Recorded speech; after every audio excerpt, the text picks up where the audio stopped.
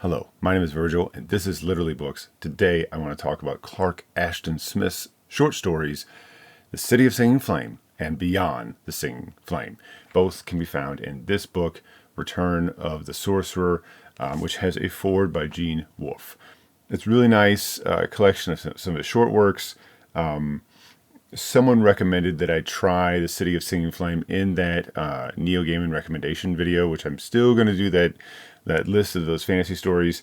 I just need a little more time, and I don't have as much time today, so we're going to do that. Now, this, before I go any farther, I want to say this video is it's not going to be a two-part video, but it is going to be like a companion to another video review I'm going to do for a completely different writer, and that's for Ramsey Campbell's Midnight Sun.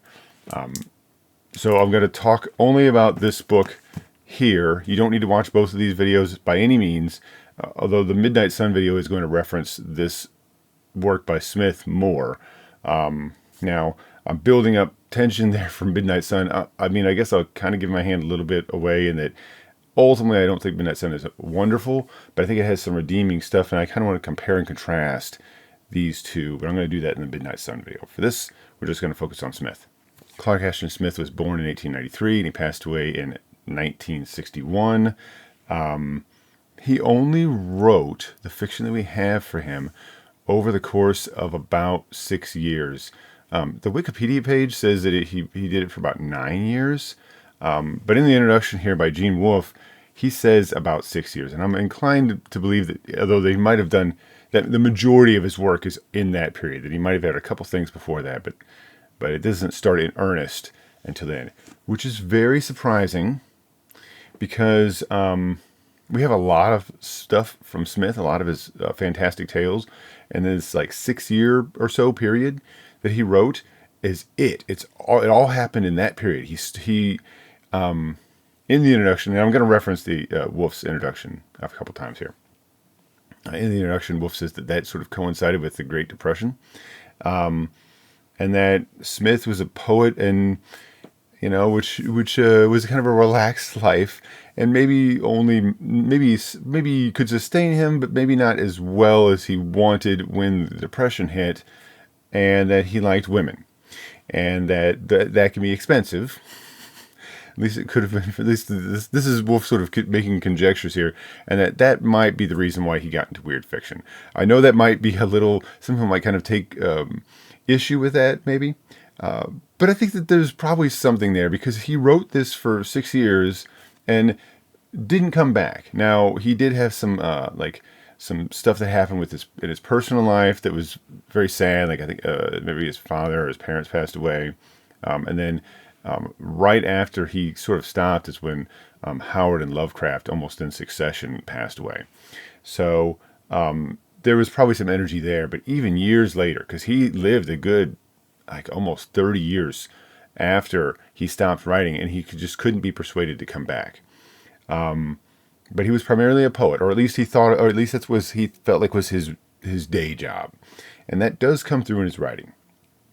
A couple of things to point out. One was that Smith often had a lot like sexual references in a lot of his stuff, and so his works were edited, and that might come off as kind of like a heavy-handed editor, but Wolfe does point out that at that time, anything the postmaster, I guess, who would deliver these magazines, if they felt that there was something offensive in what they were delivering, then they had the right to refuse to deliver it or destroy it. Like they could ban it essentially, which I think is really interesting. That you could have this person who is not clued in at all about what you're trying to do with your fiction, and that it's not perverse, that who's going to judge it sort of arbitrarily. And that was a real risk. And so some of Smith's works were edited away from that sexual imagery. Was toned down or removed. So I would imagine that to some extent that some of that has been preserved. I know Nightshade Books did a very large 6-book collection. I really wish I could have picked that up at the time, but those were the thin times for me. So I was not able to, but I think you can still get those books in paperback. And there's and if you have an Audible account, I should point out also that all those I think are available on Audible. all 6 of those, although they, for some unreasonable reason, there's no listing of what stories are in what volumes. You have to literally listen to them and wait till it tells you the title of the next story, which I think is a crime. So if I do go through those and listen to them, I'm going to try and at least put a review up when I do and say, here's the stories that are included in this, so we can all know. We can all know what's in there. So frustrating. And you go and try and get you can do a sneak peek at the Kindle book, and it doesn't help at all either. It's not in there. They excised the table of contents, which is ridiculous. On a short story collection, you should always include what's in the story collection. I mean, I don't understand why that has to be secret information. Third thing about Smith, he also did a lot of sculpting. I think he did some painting too. His sculptures are very, very strange. They look like little sculptures that would exist in the world of his stories or of Lovecraft stories or Robert E. Howard stories. They totally look like that. They look like these weird little monoliths or like these like Easter Island sort of like head sculptures or something. They're very strange, very kind of weird. Like if you were to find one of these randomly, you'd be like, oh, I think Jim Wolf said something about these are the kinds of things that if you were to find it and take it somewhere, archaeologists would be mad at you. We're like, why did you remove this artifact from its location? We need to, and also that if it didn't have scale, they're made small, but if you had no sense of scale and looking at a picture of them, you would think they were huge. And so it's very easy to look up Clark Ashton Smith sculptures and to enjoy the strangeness that goes on there. There's some really great images out there of those. So definitely worth checking out if you think you're interested in Smith. Very easy search to do. So let's start talking about the City of Singing Flame. This story is about a man who writes weird fiction, and he has a friend who also writes weird fiction.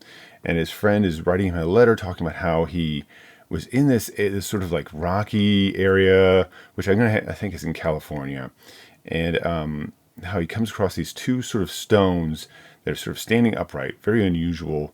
And he sort of thinks, oh, that's weird. It's kind of strange. And he steps between them and sort of falls into another dimension and comes into this very surreal, dreamlike world.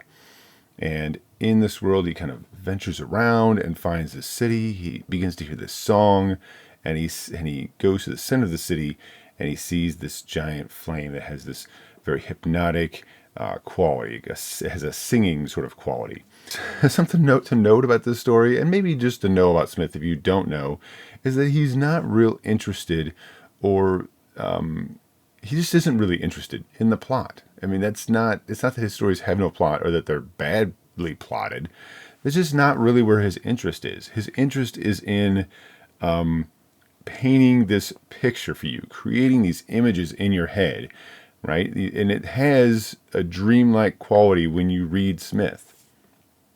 Right, something that I think in Wolfen's introduction does bring up is that we can have people who can imitate Lovecraft and people who can imitate Howard. Maybe not as easy to imitate Howard, but he says that a number of people imitate Lovecraft and are able to do it fairly well. Not saying that they're better. I'm just saying this is what Wolf says. But he says we've only had one Smith, or there was only one Smith. We've had him.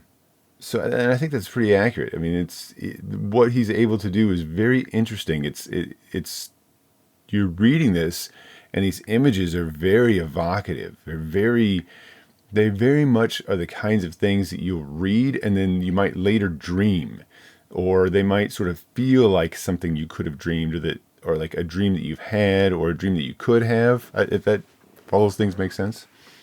And that's what this City of Singing Flame. Once he gets into that alternate world of Yaros, I think is Yaros right? I think it's Yaros.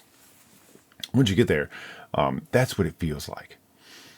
What the events are, things do happen. There is a story there. This isn't just him painting pictures and then that's it, and then the guy goes back and that's all that happens. But the story, the plot is really just sort of the framework for him to put these descriptions, these sort of poetic-esque poetic-esque writings on. And it really works well. I really enjoy it. I will say that, if you read Smith, you should not be in a hurry to get through it, to hurry up and find like what's going to happen, because what's going to happen isn't what he's trying to do with the story. Right. So I guess what my recommendation is, if you read something by Smith, is to relax and just read it slowly. That's kind of how it's sort of intended to be read. It's not meant to be rushed through. It doesn't reward that. It rewards you taking your time with it. In that first story, The City of Singing Flame, this friend of the narrator, this friend of his goes into the city, and he's in front of this flame, and he's listening to this sort of singing like quality to the flame, right? Which is true. Like if you've ever heard like a really large flame, there's sort of like a whistling or something that can happen as like that air is sort of sucked into like the sort of vacuum that the flame creates, right? And that's sort of what I think of as something like that, like a whistling or something like in a chimney or something. And so this singing quality is very hypnotic. And while this friend of his is there, he sees this city is populated by all these sort of, I want to say alien, but you could say other non-human entities. And they're of all kinds of variety. Most of them much bigger than him. And some of them just start throwing themselves into the flames and are engulfed and destroyed, it seems. And his friend becomes very nervous and retreats. And then thinking about it, he really wants to go back, but he wants someone else to go with him to witness this. So the narrator is not the best choice, and instead he brings a painter, an artist friend that he knows, an acquaintance. He invites him to come to his house, and he takes him to this place. And they both go together. And then as that is nearing the end of this first story, he begins to worry because the friend of the narrator has stopped his ears up, so he can't hear the singing very well, but the artist has not, and he begins to become entranced and wants to go into the flame. So really great. That story ends, and then we get the Beyond, which is sort of picks up almost right away. Like I think that these two stories were collected later as sort of a novella. Like I guess you'd say like a fix-up novella or fix-up novel. So the first story is a correspondence between these two characters, talking, writing the main character of the story, writing the narrator, saying, "I'm going to go back to the city." And the second story, Beyond the Singing Flame, the narrator now goes in and he describes it. He talks about the different things that he sees, what's changed, and then tries to get to the city and the gates are closed. He encounters some giant moth-like creatures, and they assist him to get into the city. And then and then they take him to the Singing Flame. It just feels like an extremely vivid dream. Both these stories feel like this extremely vivid dream that you might have had. But in the same sense as a dream does, it doesn't really. The plot is less important than what's going on in the moment, or what you can see and hear in the moment, than what's the next thing that's going to happen. There is a bit of a mystery that pulls you along, but that's. It's like, what is the Singing Flame? What's drawing people to it? What happens if you are engulfed by the Singing Flame? Again, a story that I really think is best enjoyed if you just relax and let it do its thing. Not stories to hurry through, not stories to rush through. In fact, I would even say that I don't know that I'd want to read too many Smith stories in a row, because I feel like you'd have a tendency to have them like start blending together for me. And I think that they might be better enjoyed as either like a small series, which a number of his stories are in like a small series, like a 3 or 4 story series that are all together. Those would be okay to read together, but I wouldn't just read a large collection of his stuff necessarily all at once. At least that's how I would think of it, because I'd like to have that bit of separation in these stories. Really great. It was an awesome suggestion. Love Smith. I've read a number of Smith stories, but not, oh, except for maybe one or two. I can't really identify specifically which story it is that I've read. But I really enjoyed this one. I really liked what it was doing and the mood that it evoked. Really just sort of exploring that idea and that theme of this singing flame. Really just sort of exploring that idea and working with that and not being too caught up in something has to happen. Something has to happen. In fact, I would say the characters have very little, I don't want to say they don't have any agency, but it's not like their agency doesn't really matter. It's not really important what they do or don't want to do. That's it. Thank you very much for watching. Like I said, I'm going to do a review of Ramsey Campbell's Midnight Sun. I'm probably going to do it right after this as a separate video. Neither one of them requires the other, but I am going to reference the City of Sinking Flame, I think, in the Midnight Sun review. Thank you very much for watching. Like and subscribe if you would like to see more of this content. Getting really close to 1,000 subscribers, so I really appreciate that. Everyone who's been there, everyone who shows up, everyone. I really do appreciate it. It really is just great, all the great conversations that we get to have, and I just love talking about this stuff. I mean, that's the reason I like doing it. I like talking about this stuff, and it's always great to hear what other people's experiences and what they think and what they recommend. And I've read so many awesome things just like this story that I might have put off for a lot longer had I not had that sort of motivation behind those like recommendations. So it's just great. Want to read more Smith, talk about more stuff. That's it for now. We're going to go ahead. I'm just going to jump right into that Ramsey Campbell review. So that's it for now. Bye.